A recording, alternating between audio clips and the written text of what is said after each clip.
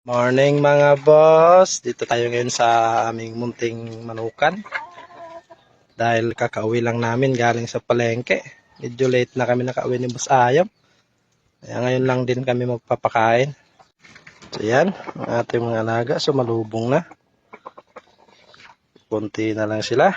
So bigyan na natin at silipin na rin natin kung may itlog na sila.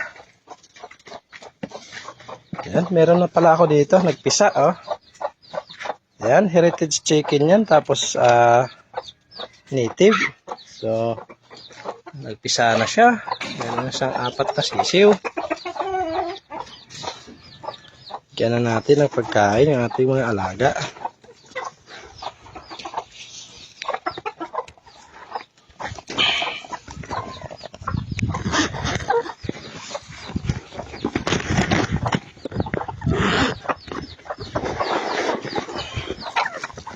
Kumain na sila.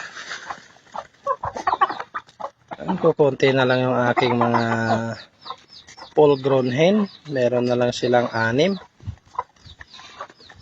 Ito ang gusto kong paramihin. Ito yung partner niya. Ayan, kukunti na lang sila. Ang lawak ng kanilang pre-range area, oh. Ayan. Silipin na rin natin kung may itlog na. So yun, marami ng itlog, oh. Naipon na yung itlog, so pitasin na natin, kunin na natin mga boss. Ayan.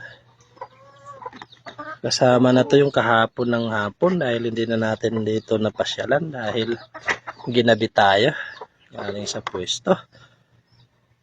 Ayan, dami.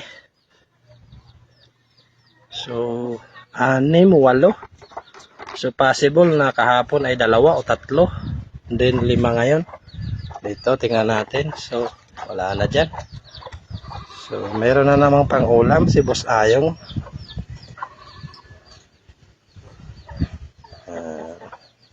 Yan ang kagandahan sa mga boss, heritage chicken. Everyday talaga sila nangingitlog pag breeding season nila. So yan, 8 ang nakolekta natin. Magaganda pa yung mga size, oh. So ilagay na natin sa rep.